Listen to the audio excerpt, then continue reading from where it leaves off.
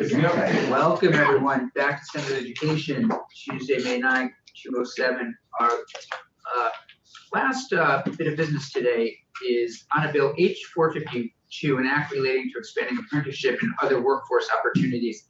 This looked like something that government ops and others were going to partner with us on next year. But I believe, to give credit where credit is due, Mr. Ramsey, you're just a hard worker and efficient, and as is Mr. Wood, and the two of you were able to together get this work done. So to Mr. Wood and to Mr. Ramsey, thank you very much. What we're wondering if you would do is just take us through this language, give us any background that you think we should know, and then the committee can just decide whether or not to advance this or not. So with that, the floor is yours.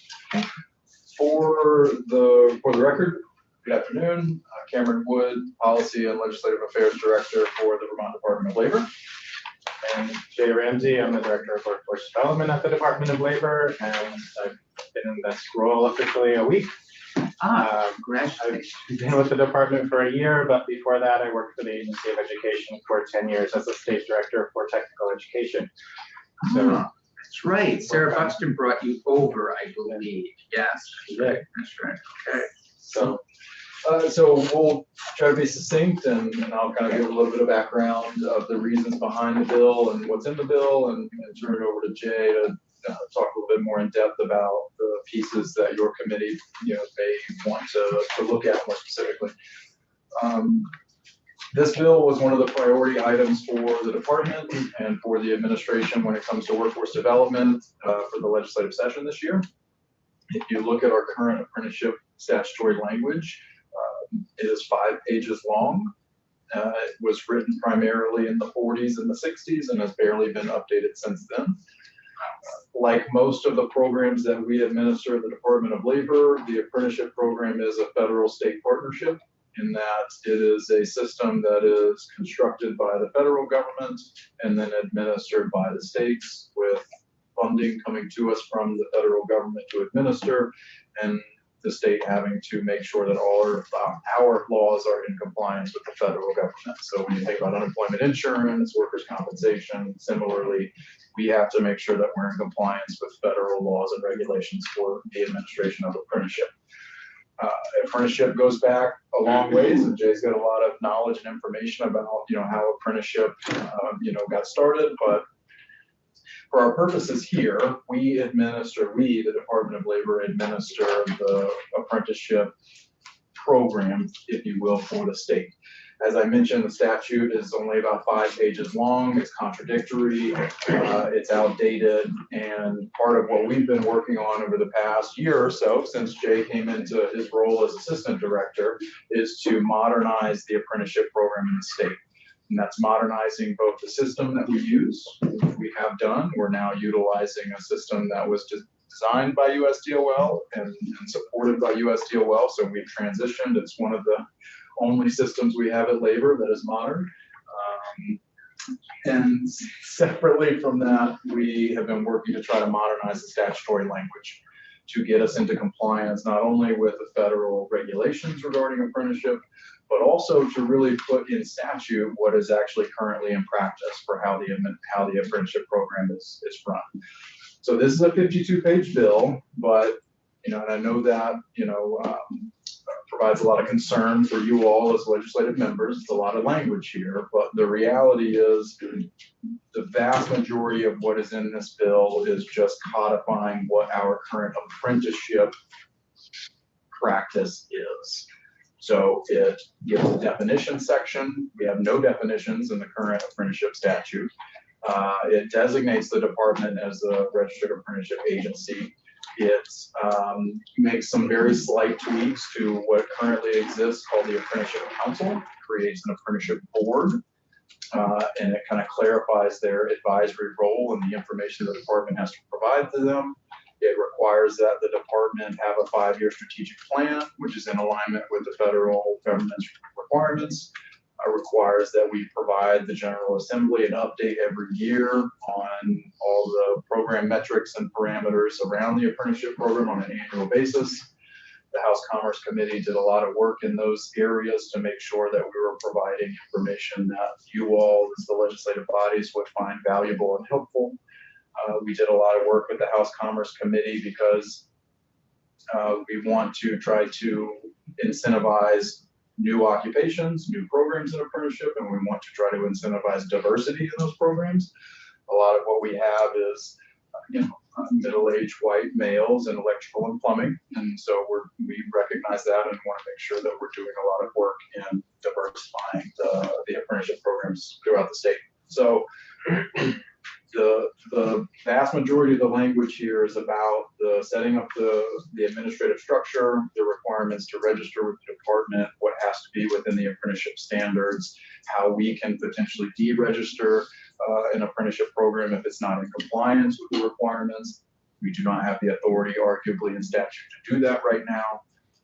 Another key piece in this bill is regarding ratios. So currently, the way the statutory framework is set up, because there's no identification where you can do something different, it's a requirement that there be a 1-to-1 ratio of apprentice to master or journeyman worker. We've gotten a lot of requests from employers. I think Jay would probably say a significant majority of the requests or questions we get in are from employers who want the flexibility to be able to bring on additional apprentices where they can't, because they have to have that 1-to-1 ratio. So the statute would allow, under given circumstances, for that to go to 1-to-2, and then would allow the Commissioner of Labor, with advice from the board, OSHA, et cetera, after we do a review, to allow for an even greater ratio variance there, if it makes sense. So there's a lot of really good pieces in this bill that we think will allow us to kind of build upon the apprenticeship program that we have. Again, codifying current practice, getting us into compliance with federal regulations, and also getting us into compliance with some federal funds that we have already been awarded, and also allow us the opportunity to give us a greater support when we apply for additional funds from USDOL moving forward, because we can articulate that we have this new modern language. What's potentially you may be interested in, or what brings it here is when we were in the House, there was a question raised about the last sections of the bill, which have been printed off and provided to you, is regarding pre-apprenticeship, youth apprenticeship, and then the work that the department will be collaborating on with other agencies, including Agency of Education, Higher Ability, and others around those pieces. I will just pause and turn it over to Jay to say we think that these pieces are critical, because currently there is, as we mentioned, the apprenticeship statute, 5 pages long. There is nothing in statute that even defines what a pre-apprenticeship is or what a youth apprenticeship is. So the last kind of key piece that we feel is necessary for this bill to move forward is really a worker protection piece. So we have individuals out there who are in pre-apprenticeship programs, and that they come to us and say, I'm in apprenticeship, I've done this, and there is no authority or no registration with the department. So when they try to transition into an apprenticeship program, they're not given any credit for the work that's already been done, et cetera. So for us, this is just as much as codifying what's current practice, but also protecting apprentices and others as they're moving through the system. I'm going to pause there because we should really turn it over to Jay and deep dive on these pieces. So, Mr. Ramsey. Sure. So just at a high level, what is a registered apprenticeship? It's a company's own training program. It's made up of basically 3 components: work process schedule or training outline. It's for a term not less than a year, not more than 5 years. It takes an electrician 4 years to learn that trade before they can sit for licensure. The second component is related instruction or theoretical coursework. That is 144 hours for every year. And the bridge between those two things is a supervisor or mentor that's helping the apprentice understand how they connect what they're learning on the job with what they're learning in the classroom. These 144 hours, can you give us an example of what institutions would be providing those hours? Sure. So a company can have that training done in-house, but it has to be with a journey worker, someone who knows the content and can teach it. It could be delivered by a CTE center through adult CTE. Companies would be paying the tuition for people to participate. It could be done through the state colleges, but basically any post-secondary institution can play a role in providing the coursework. It can be done online. It's a very flexible program. And these currently exist. They Do do. state colleges. And right, and so it is a company's own program. There is another model where it's a multi-employer program. So Community College of Vermont is the sponsor of a few programs. Vermont Technical College is a sponsor. There are community organizations that can be sponsors, like the Vermont Association for the Education of Young Children. They sponsor an early childhood educator program. So we have a very diverse kind of universe. We just don't have the rules to help us govern it in a way that is manageable. Thank you. You're welcome. So companies create their entry requirements for their programs. They may say, we need someone who has a high school diploma. They may say, we need someone who has this level of math skills.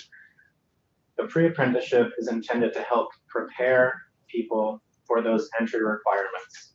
So it might be a school, it might be a nonprofit, it might be an adult education and literacy provider, it might be the Community High School of Vermont in the correctional facilities.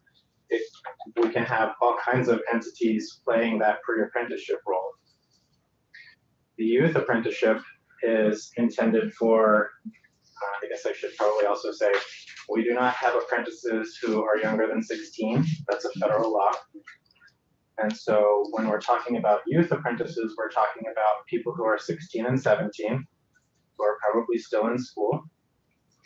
And they may be employed by a sponsor of a program.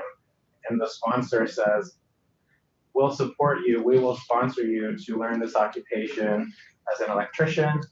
We recognize it's going to take you longer than 4 years, but we're committed to helping you get through school and get into the apprenticeship program. At the end of the apprenticeship program, the Department of Labor issues, we issue a certificate of completion of a registered apprenticeship.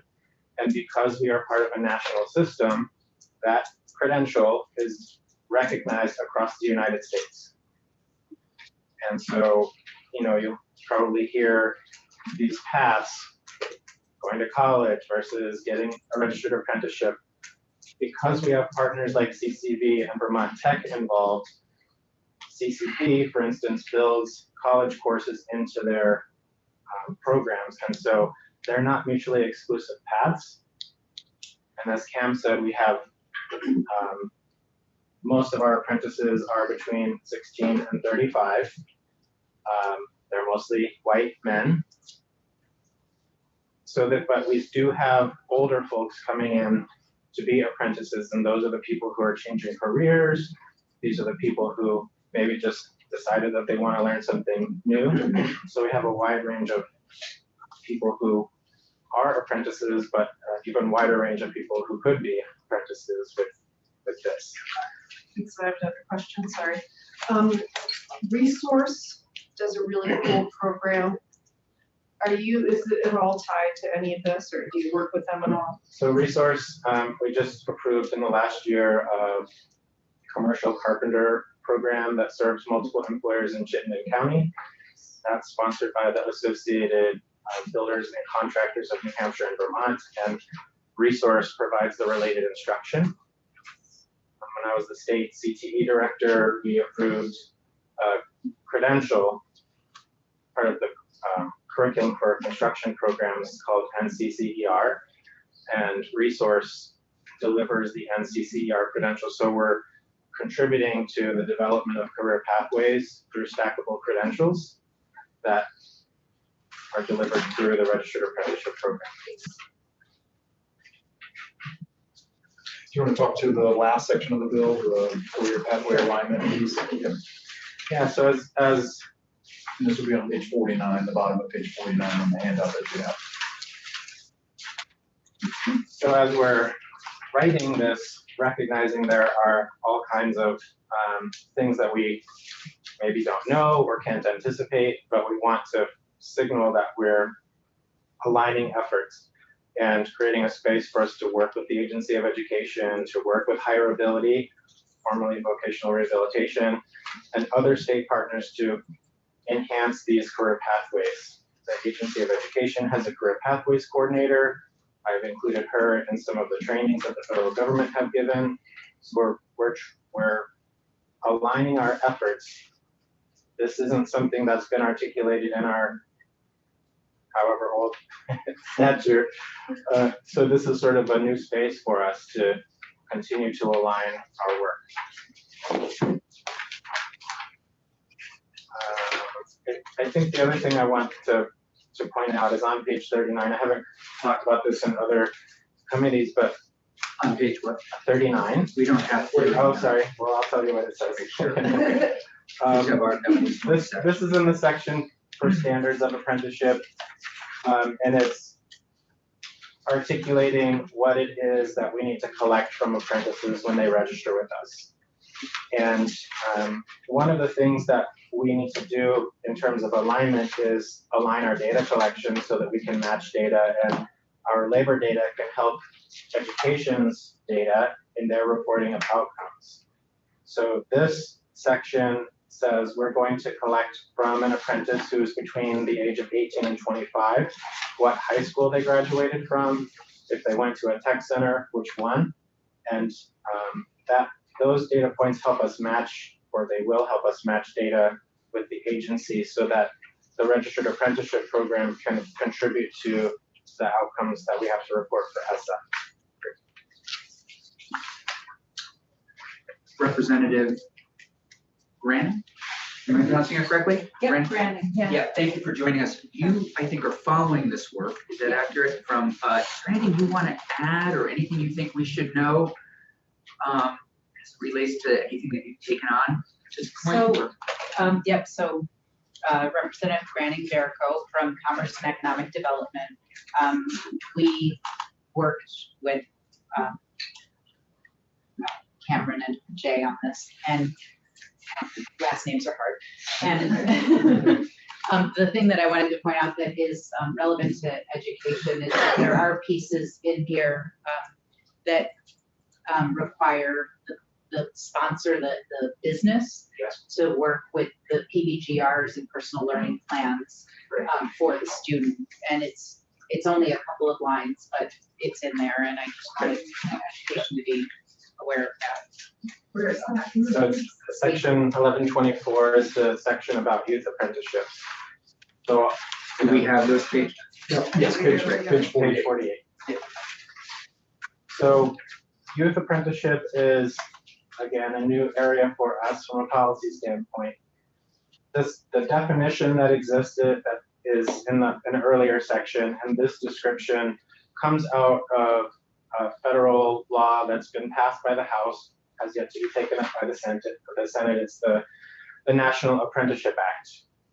And they define youth apprenticeship in a specific way. They define pre-apprenticeship in a specific way. We lifted or borrowed those definitions and the structure and put it in here because our laws have to align with the federal laws. The way that this would work, it's still an employer's program. The employer is working with the school. And the student would be an employee of said employer because there has to be an employment relationship in order for it to be an apprentice. And what this doesn't speak to is the role of the local school board. It doesn't speak to the need for the employer and whoever's going to be working with the apprentice to have a background check. We didn't address those things, but I would point to page 51, section 2, which addresses a report.